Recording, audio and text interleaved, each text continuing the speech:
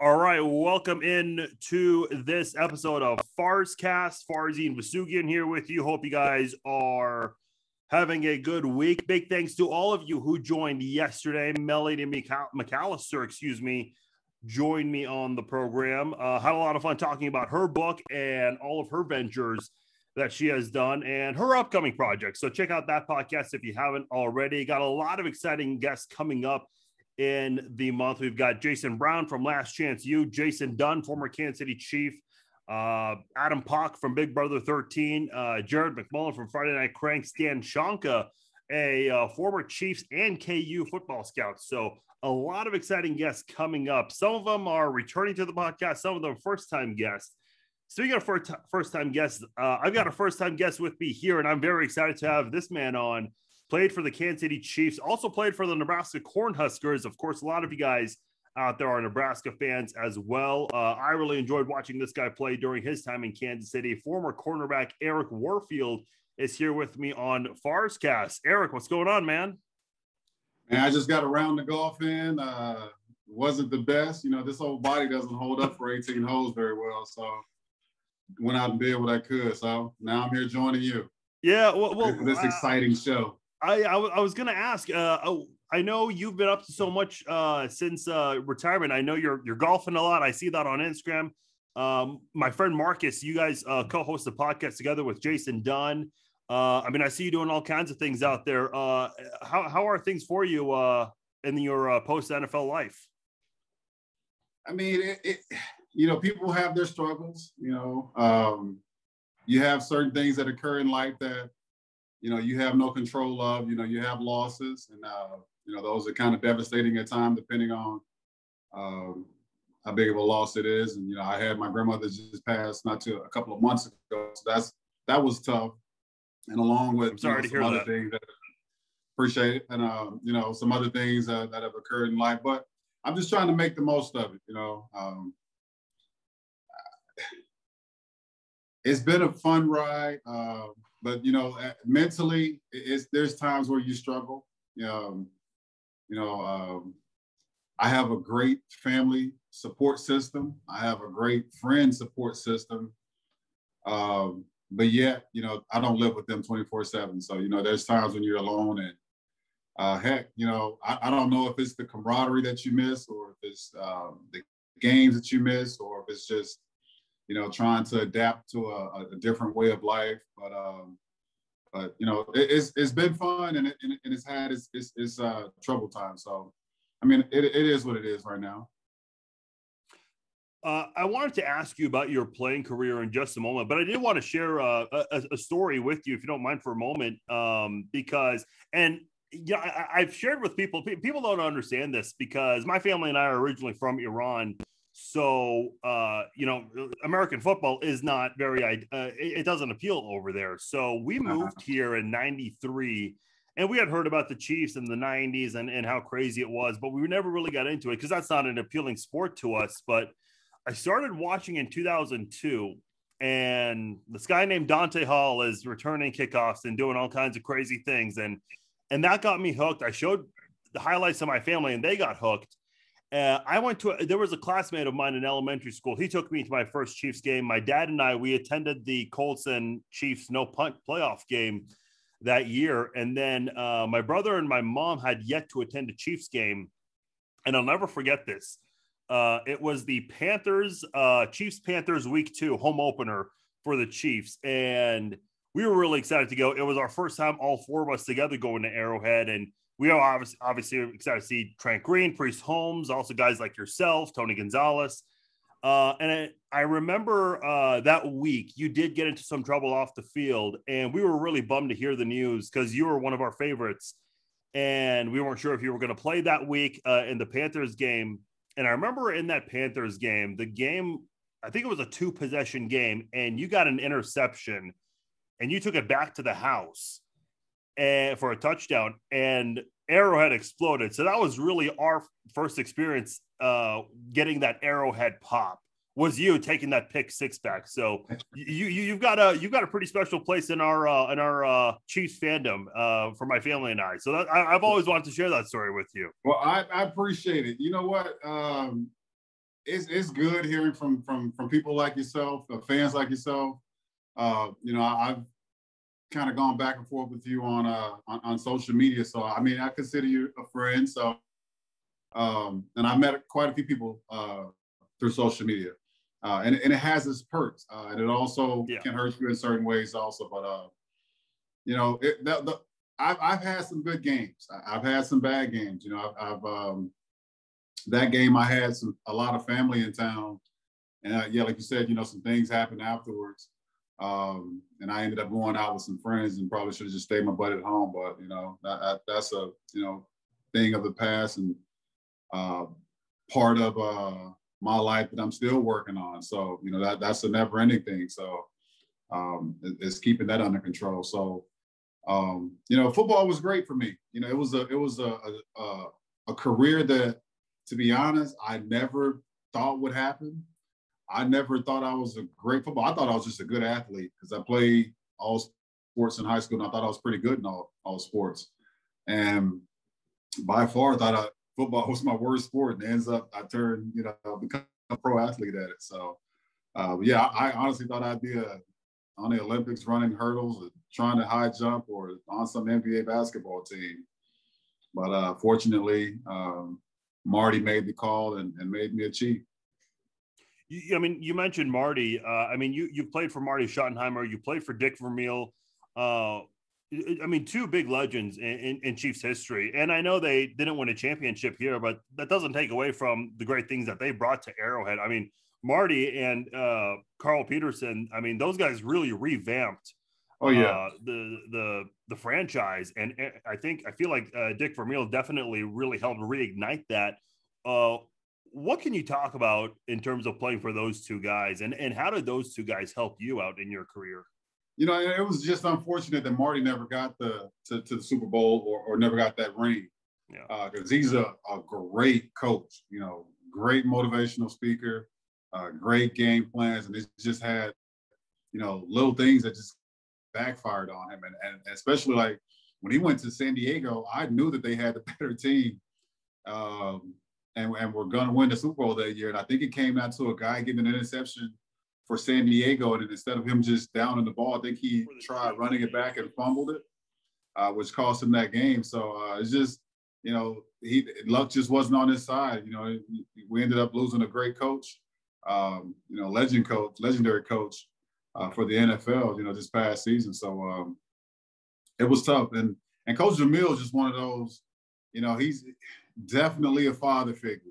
He gets to know every single guy and he gets emotionally attached. We always, joke about how he cried and during most of his speeches, but, he put his all into it. There was a lot of times where he would spend the night at the stadium, because that's, that was his dedication to it. And for what he did at St. Louis, what he did at Philly, he was making it work. It was just unfortunate that, I can admit that our defense wasn't good enough to complement the offense that he put together in Kansas City to get us that Super Bowl. And I again think we had the better team that year, which was the no punt game. So that sucked, but he's still one of a kind coach, and I think should probably go into the Hall of Fame. So. You referred to the no punt game. We've already mentioned that a couple of times. Like I said, 2003, that's when my family and I really started to get into football and just the things you guys did that year. I know Dante Hall had a huge hand in that, just coming through in clutch moments. And I know you mentioned the defense wasn't the best, but if I'm not mistaken, I believe you guys were one of the best, if not the best, when it came to takeaways or turnover differential. Yeah. And obviously the offense, there's no really need to get into that. Can you just talk about that year, the 9-0 start and all the crazy things you guys did that year? What was that year like for you? It was an exciting year. It was a lot of fun. We brought in a lot of new guys. I think Bonnie Holiday had just came in. Sean Barber had just came in to add to that defense that we had. But we just, for some reason, when it came down to that big game, and I'll be honest, and I've told a lot of people this, as far as for me, I had been dealing with back issues for the years previous to that. And throughout the season, and instead of me getting it fixed, I was getting an epidural shot. I got 3 epidural shots a year for about 3 or 4 years before I ended up having to have surgery. And I had surgery right after that game that we played Indianapolis, and probably shouldn't have played that game.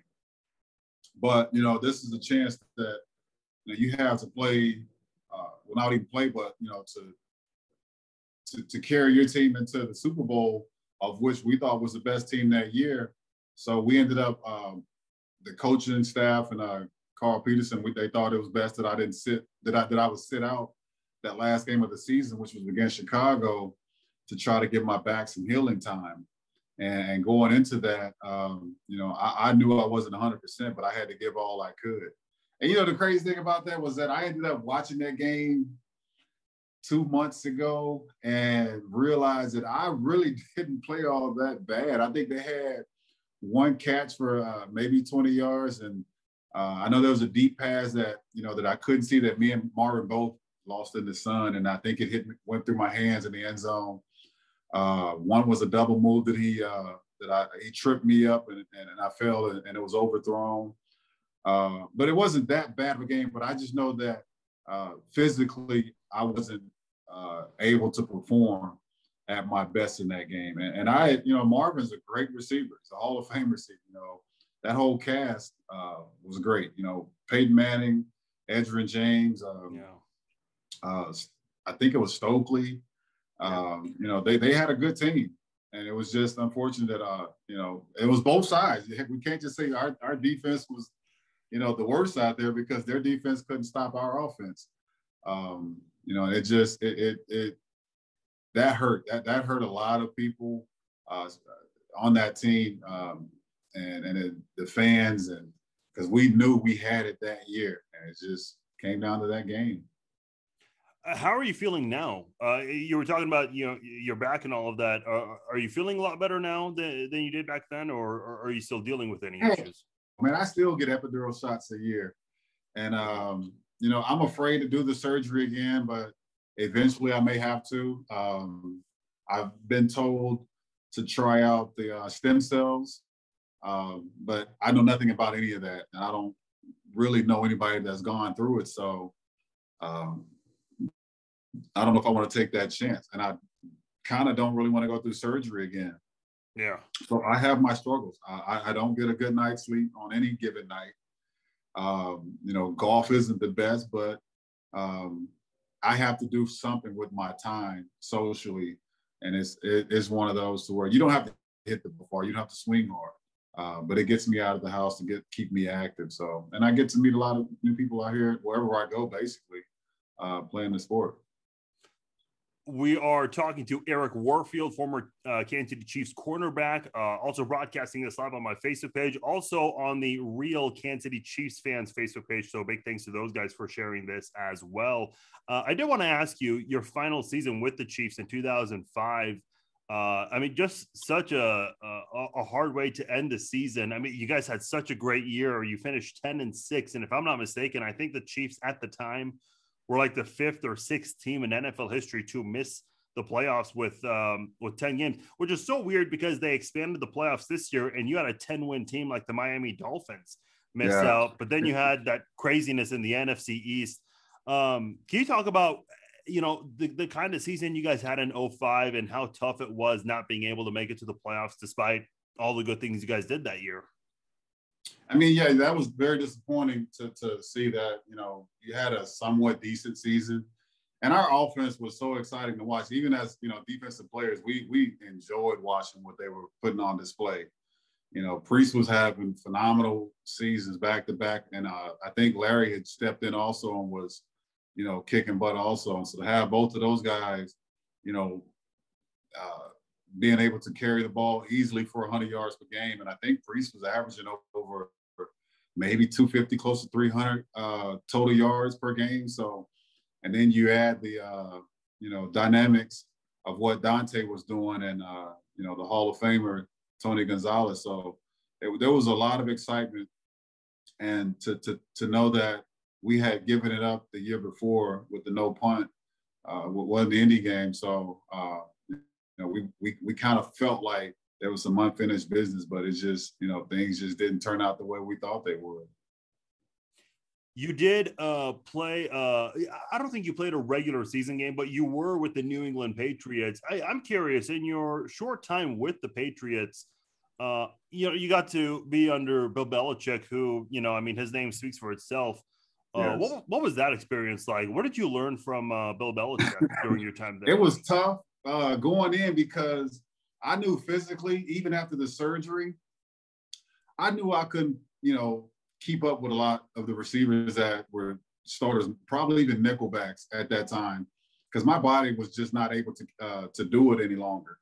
And so when I got to New England, there were certain things that I did in Kansas City that got me through days, that got me through weeks. I wasn't able to do in New England because I was still trying to make a team. I was still trying to make the starting lineup. And so I couldn't take certain reps off. I couldn't do, certain things within the team to give me my body the proper healing time that it needed. And so I was pushing and pushing and pushing and trying to get that spot to where it just didn't work out. And so it came down to I think the last preseason game of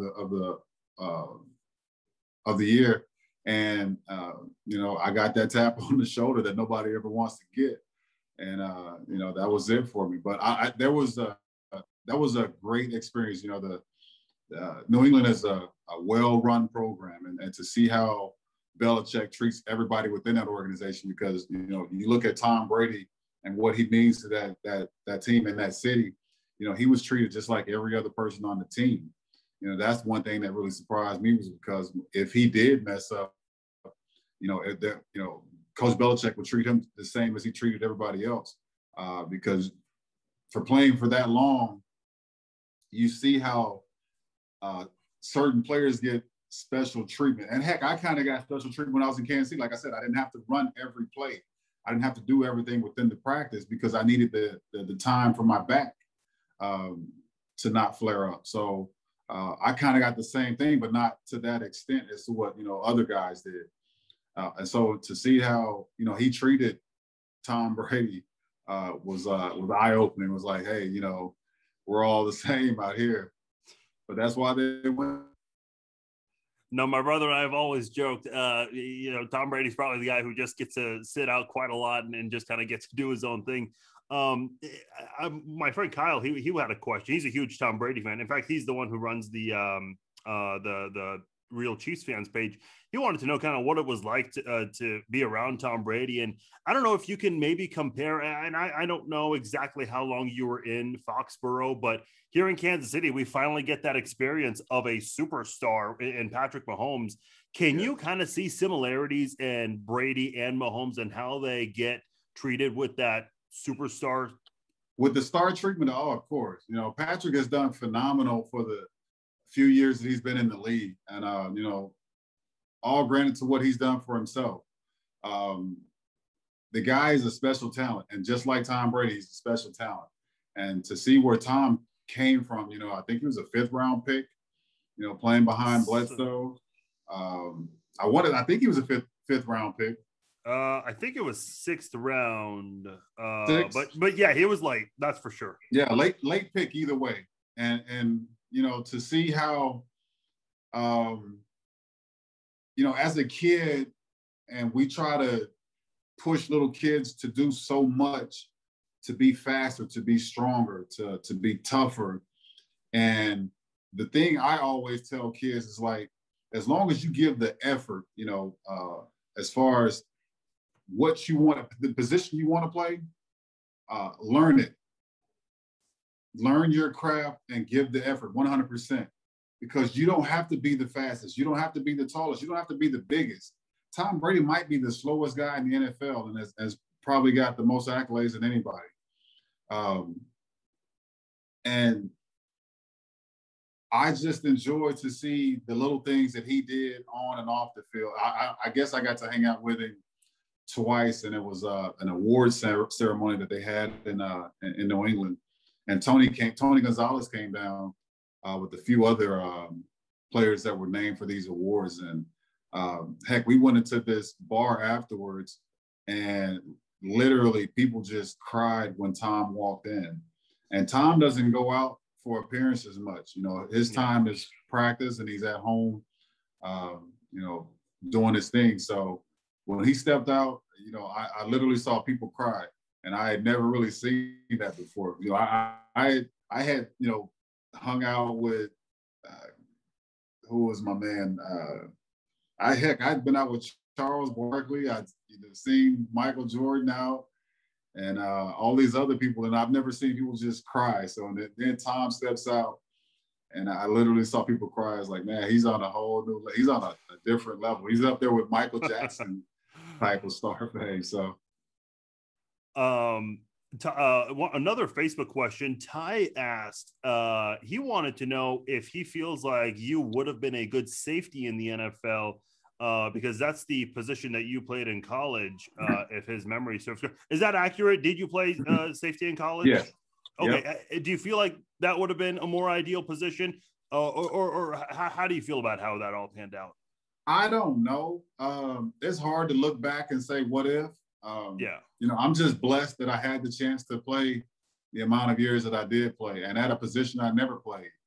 You know, I took the rings from three guys that I thought were phenomenal when I got to Kansas City, and that was Dale Carter, James Hasty, and Mark McMillan, who would all make the Pro Bowl at one point in time. And when I got to Kansas City, they were all playing at a high level.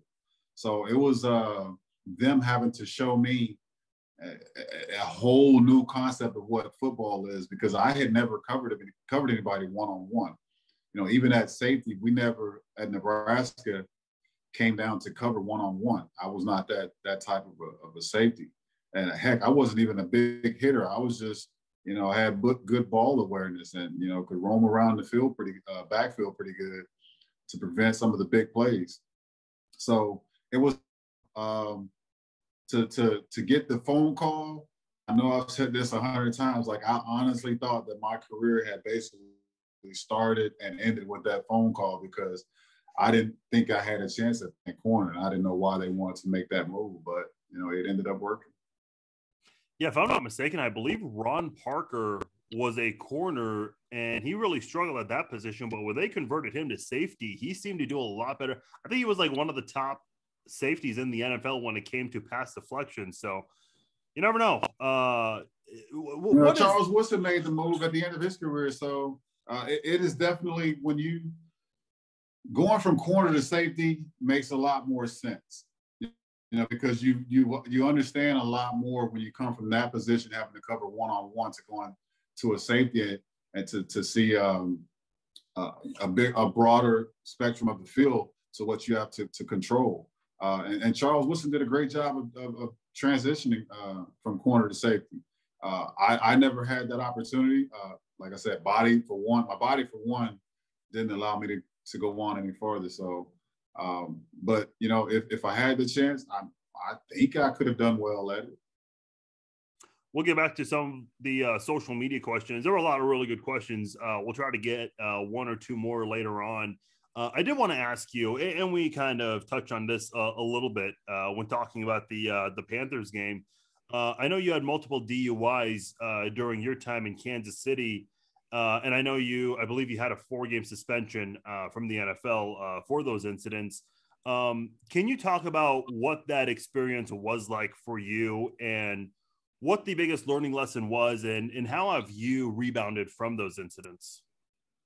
So going through all that, like, I had no idea what was entailed with this NFL experience. And you know, being a kid on the high school team that, you know, thought he was pretty decent, and then going to college and being, you know, on a really good team, and still trying to find your way. And all of a sudden you get to Kansas City. And the first couple of years I was in Kansas City, like, I had people excited that I was there, but I wasn't a starter then. And all of a sudden, you know, I became a starter. You know, people began to critique and criticize much of what you did. And heck, you know, I can go out and have a great game and give up one play in the game, and that entire write-up in the newspaper on the news is going to be like, you know, he got burned. And so mentally, there was years to where I wish I wasn't on a pro team. And, you know, I found myself just out partying, you know, just doing whatever just to avoid whomever and whatever, to keep my mind away from a lot of that criticism. So, you know, it's still today, I think, we had with the podcast that I do now with Jason Dunn and Marcus. Yeah.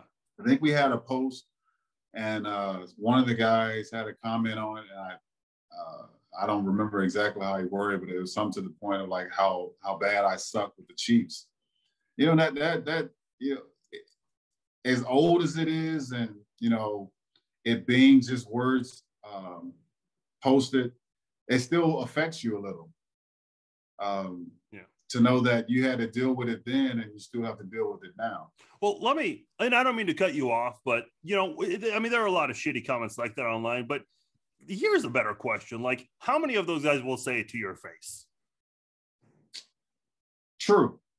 They and won't. none of them probably will, but I can't sit back and say that people don't read it, especially athletes. You know, there's a lot of talk about, you know, I'm pretty sure LeBron is dealing with it too, because, you know, he's up there with considered one of the best, greatest of all time. And, you know, there's a lot of great talk about him, but then there's also a lot of bad talk.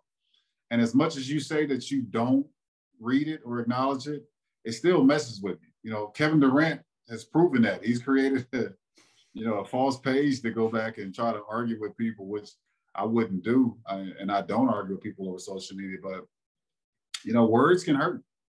You know, and a lot of people don't understand that. And when you have, especially if you're a father and you're raising kids and you want them to be a professional athlete, and someday, you know, and you sitting here and you're typing all this stuff about how you feel about your opinions about a person, and yet, you know, what if your kid is there one day and they got to deal with the same thing? So some of it, you know, I can overlook it, and then some of it is just, you know, it touches home. So, well, you know what's funny? A lot of times, you know, I mean, people will say all these things, and like I said, I mean, they're never going to say it to your face. And the other thing is like they're putting the time and effort to say those kinds of things. And here's the worst part. And listen, I mean, you obviously have a bigger following than I do, but I know some people they've got nothing better to do, so they'll make a comment. And my problem with social media is I used to respond to everybody, even the trolls, just to try to find some common ground,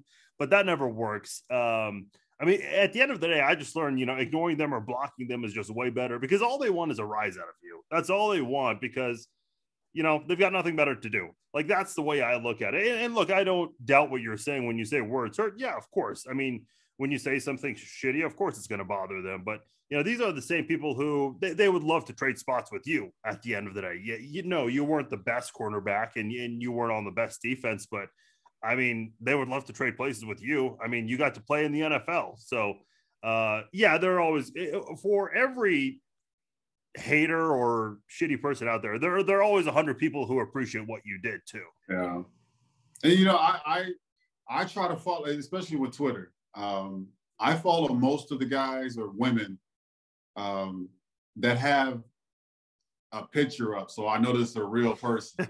Because I know that there's a lot of fake accounts that get on just for that reason, just so they can, you know, criticize a person or start up some sort of controversy. So, and I don't follow those accounts. But for the most part, if somebody looks like they have a picture of themselves and it might be a real account, I follow back because I want to interact with them. If they got a question, I want to answer. I tend to post during sporting events, and it's good to hear feedback from people and kind of get a little conversation. Heck, I've developed some friendships through this stuff. The last thing I wanted to touch on when talking about, you know, the incidents you dealt with, you know, when you look back at recent Chiefs history, you look at guys like Larry Johnson. He got into some big trouble a couple of times off the field. You look at Kareem Hunt, who's a former Chief now, but I mean, one of the incidents that he was involved in is one of the most talked about incidents that happened off the field. What is your advice for players that are maybe younger players in the NFL or people who want to play in the NFL and want to maintain that level head and stay out of trouble. What is your advice to those guys? For one, take it very serious. When you're put on a pedestal, there's a really small room for failure. And, we're not perfect. We're going to make mistakes, but we can kind of, it doesn't have to be a big mistake. Sometimes people are provoked. And when you're provoked, there might be a situation that happened with Kareem Hunt. And it's hard to not respond. Fortunately, I wasn't in one of those situations where I've had to, be physical with someone and have that caught on tape, or the situation with Larry Johnson. So I can't speak on everybody's situation, but you have to understand, like when you're on those teams, like, yeah, you're under a spotlight. There's not a lot that you can do that won't get out. You can't even, rarely post something and try to take it back, because once you hit that send button, it's gone. It's pretty much out there to the world, for the world to see. And as far as like incidents, if you can, heck, especially when I did the coaching in Nebraska, the one thing I would tell the guys that were trying to pursue the NFL career is, like, if you have a girlfriend, stay with her. Don't get out there and start chasing women. Stay out of bars are fun. Always take somebody with you. You got enough money to afford cabs, take a cab. Nowadays, Uber is, right there at the touch of a button in your hand. So do whatever is easiest for you to keep your life out of the media, and especially social media. I did want to ask you, being a former cornerback yourself, I want to know what you think of L'Jarius Sneed. I mean, the only criticism you can really say about him was his injuries. Other than that, man, he probably would have been that defensive rookie of the year had he played all 16 games. What did you think of his rookie campaign with the Chiefs? He's played really well. It's unfortunate when you have those kind of injuries that take you out for the season. And right now, I know we've had some contract issues with what we're going to do with our secondary. And, the main one being Tyrann Mathieu. And also we got Breland out there, and we don't know what's going to happen with him. And I think it's a matter of him wanting a really big deal because of what he's done so far. But, I think we have a really good young secondary that, it's just unfortunate the way the salary cap works. And, when you get a special player like Patrick Mahomes and Travis Kelce, you have to lock those kind of guys in, and you lock them in with big money. Now, with that big money, it gives you less money to go out to try to keep the team together. And right now, we're kind of facing some of those issues with, what we do with certain players. And, so far, I love what we've done with the offensive line to upgrade that unit. But we still have to look at some things with our secondary and how we can keep that together. Because I really think that Tyrann Mathieu is the Patrick Mahomes of our defense. He is our playmaker. And so if we can lock him in, we lock him in. And with Sneed, I hope he comes back, balling just the way he was before the injury. If we're fortunate enough to bring in Breland, I'd love to have him. He knows the defense well. He knows the players well. And I think he had a really good season last year. So if we can put those guys and keep those guys all together, I think we have a really, really good chance at winning the Super Bowl for this season. But, again, you got salary cap issues to deal with. Yeah, that is pretty tough. And I mean, I know the Chiefs, I think Kelce and Mahomes did restructure. Now, and look, I'm not going to pretend to understand the salary cap because I know it's very complex. I believe Tyreek Hill did do an interview saying he turned down an offer. Yeah, he wouldn't. So, and look, hey, I'm not going to fault any of those guys. I mean, they've got to look after themselves. I understand. If I'm not mistaken, I believe Tyreek Hill, he's a single father of 3, if I'm not mistaken. Yeah. So, I mean, yeah, look, got to look after yourself and I think this is his first big contract that he's on. I think Kelsey's into his third big contract. So yeah, he's able to do that. Tariq has got a family. Travis doesn't have a family. But again, I know Travis is working on his third big contract. So he's got that wiggle room to where he can take a lot of that money up front and to where the team can make some moves with other players. And I think the same things with Patrick is that it seems like they take a pay cut, but it's more so you just take a lot of that money up front in the signing bonus form and to open up some space to get other players. And Tariq has been very special for us. And he takes the top off of a lot of defenses with his speed and he creates some havoc there. So for him being on I think this is his first big contract. He doesn't know what's going to happen injury-wise. He doesn't know what's going to happen during the season. So it's a scary situation to be in when you don't know, because this is a physical game that, at any moment you can go down and your career could be over with. But in those other two guys, heck, they got enough to be driving Brinks trucks to practice. So they're able to do that. Here we are. We're kind of talking about the team, and I know on your podcast you guys do a lot of analysis and maybe when needed some criticism. And I've had a chance to watch a few clips and listen to a couple of podcasts, and I really do enjoy the Chiefs podcast where there are former players, like your podcast, the Chief Concerns podcast, and Joe Valerio does one over at the Believe Podcast Network.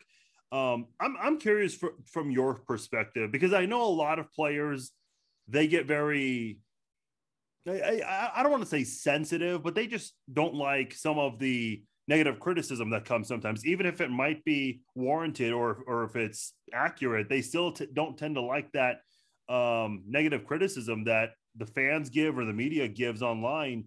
As a former player, now someone who does podcasting and talks a lot about the team on social media, how do you feel about, criticism, criticizing athletes as members of the media and fans? So I think that's one thing I don't do. I don't have anything bad to say about any player. If a player messes up, it's a mistake. Like I said, nobody's perfect.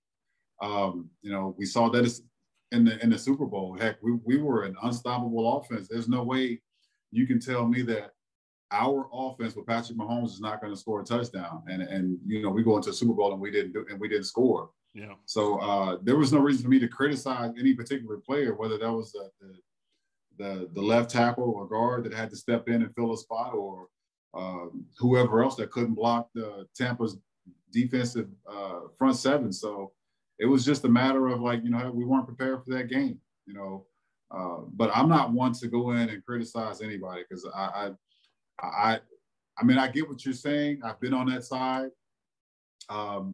And I just try to find the positives in everything and figure out what we can do going into a season to keep, whatever happened that was bad from happening again. And yeah, you're right. A lot of players don't like that. But me, if anybody's got a question for me, anything that pertains to my life, I haven't shied away from anything, any questions. And I've done many a podcast to answer all the things that I've done in my life, whether good or bad. And so, like I said, I got a great family support system. I got a great friend support system. So a lot of that keeps me, happy most days. So as far as, criticism, maybe a written comment on Twitter might affect me, but it's not just going to ruin me completely. So I did want to, how many times have you had a chance to go back to Arrowhead as a fan since you retired from the NFL? So the crazy thing about it, and I just told Jason Dunn this, being cut it kind of it bothers you a little bit. And you understand it's a business. When you play for that long, you've seen a lot of people come and go. And it bothers a lot of people when they have to get cut. And so for quite a while, I wouldn't go back to Kansas City. Heck, I still had my house there for years. Oh, wow. And never went back.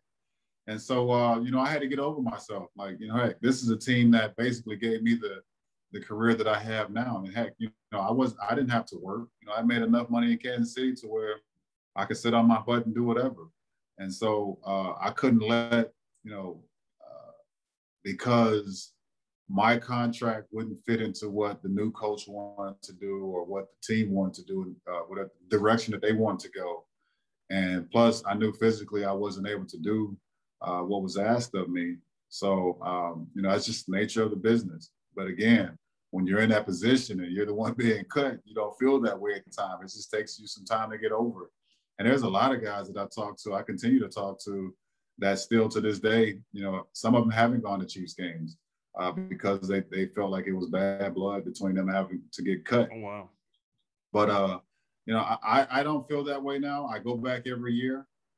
We have an ambassadors game that, you know, whether somebody's getting inducted into the ring of honor or some sort, or it's just a weekend to have all the old guys back.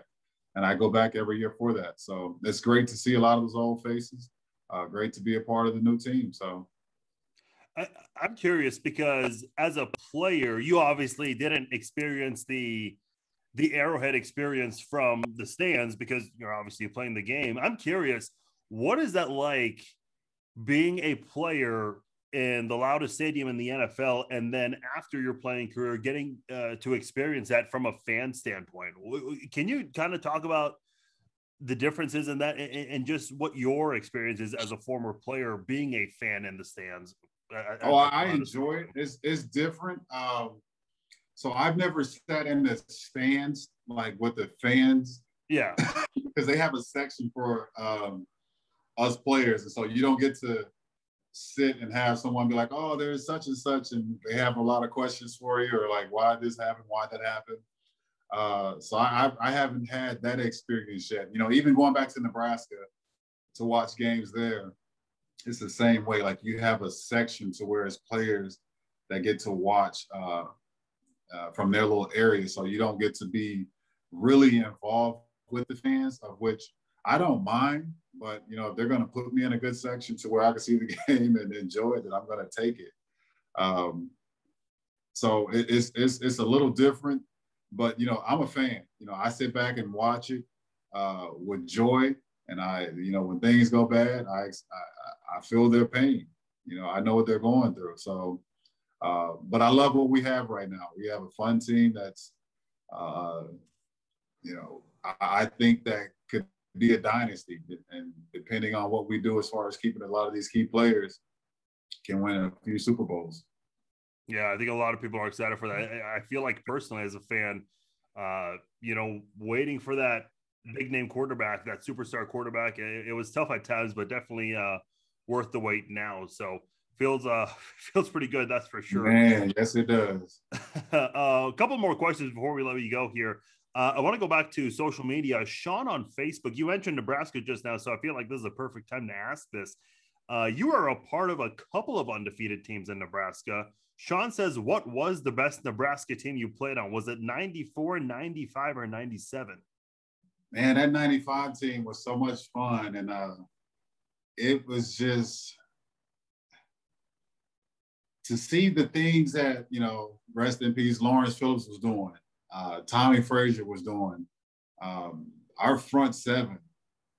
It was just phenomenal to know that, you know, you go out on a team that seems so basic because we're not some complicated offense. We're just going to run the option. You know what we're going to run, how we're going to run it, but you can't stop it.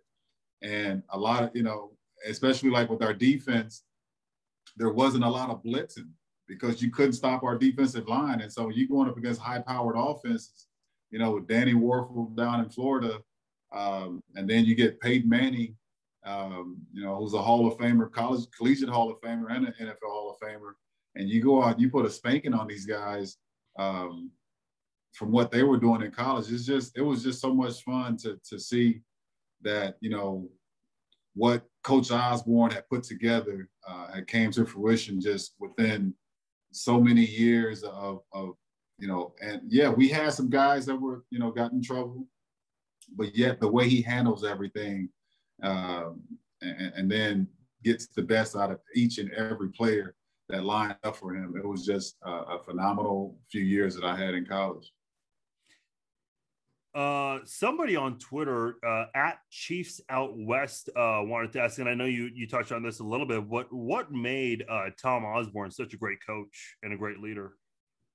So we had, I don't even know many guys. I want to say maybe over 200 guys on the team, and a lot of them were walk-ons, and for the most part, guys from all over the U.S. that he recruited. But Coach Osborne knew every single guy on a first-name basis. And when he talked to you, he can talk to you about your entire life of what you did before you got to Nebraska. And he just took things personal to understand and get to know the players that he was coaching, and did the same thing with the coaching staff. I think he split up his paycheck throughout the coaching staff because they weren't making the best, the six figures. I want to say, I don't know what it was back in those days, but lots of money. So he was just one of a kind that, a man of few words, but when he spoke, you listened. And I've never seen him angry or say a swear word. So it's almost like having a grandparent that you never want to disappoint. You just take so much pride and joy when you see them, and you want to, always make them happy. So you did whatever it took to make them happy. So when he got, we lined up, it was a fun display to see those teams back then play. We've had a lot of good questions. I said I was only going to ask a couple of them, but we've had a lot of good ones come in. This is the last question I'll ask you. This comes from Corey on Facebook. He says, if you were playing in the NFL today and you could get a pick six against any quarterback, who would that be and why? You know what's crazy about that? I would want it against Patrick Mahomes. But I'm loyal to my Chiefs, so I would hate to be on an opposing team. But yeah, if anybody, it'd be him. Just because of the talent that he brings to the game. Well, Eric, before you go, you mentioned the podcast you do. Tell us how people can listen to that, and also how can people connect with you on social media? So I'm on Twitter at EA Warfield 44. I'm on Instagram at the same handle at EA Warfield 44. Facebook, same thing. Our podcast is every Thursday called Chiefs Concern. We do it at 6 o'clock at night, 7 o'clock at night. And Jason's out in Kentucky. Marcus is out in Virginia. I'm here in Dallas, Texas. So it's a Zoom cast, that Zoom podcast that we do. And we don't do it to where people can, we get a lot of people that call in because ours is recorded, and then we put it out on various avenues for people to listen to. So mostly it's on YouTube and Twitter that people can check it out. So it's a lot of fun. Marcus created that, and I was happy he did. And it was, I didn't watch a lot of football, to want to talk and discuss everything that Marcus does. But, Marcus he's in the media out in Virginia. Yeah. So he was the perfect guy to set it all up. And I was like, man, I'll try it out, for a couple of weeks. And now here it is. I think we're like 30 plus episodes in. So it's been a lot of fun. Yeah, I've gotten to know Marcus a little bit. He and I have exchanged tweets before, DMs before. He was supposed to come on my podcast a couple of months ago, but he had something to come up. He's Iranian also, like me. So he's a Middle Eastern brother from another mother. So really good dude. Definitely enjoy getting to know him. So he'll be on the podcast sometime. And your buddy Jason Dunn, I think he's going to be on the podcast either this week or next week. So yeah, definitely. Man, I love both of those guys. So I mean, even if you get a chance, you need to come on also. Yeah, Marcus has mentioned that. So I think we'll definitely make that happen at some point. Hey, Eric, I know we touched on some personal things about your past. I appreciate you being honest about that, opening up about all of that, and also talking about everything else in between. we'll have to do this again, man. Keep in touch. And I'm sure we'll listen to you and follow you on social media. Sounds good. Appreciate it, man. All right. Thanks, Eric. That is Eric Warfield, former Chiefs cornerback here on Farz Cast. Appreciate all the questions we got and everyone joining us here on the podcast. We're going to go ahead and wrap things up. Subscribe to the podcast. Share the links with your friends. Like I said, Jason Dunn's going to be coming up soon. And then Dan Shanka from OurLads.com, former Chiefs and KU football scout. A lot of great guests coming up in the month of June. Very, very excited for that. So keep it locked. Keep it on the Farz Cast podcast and subscribe. Like I said, share it with your friends. And until then, I will talk to you guys next time. Take care.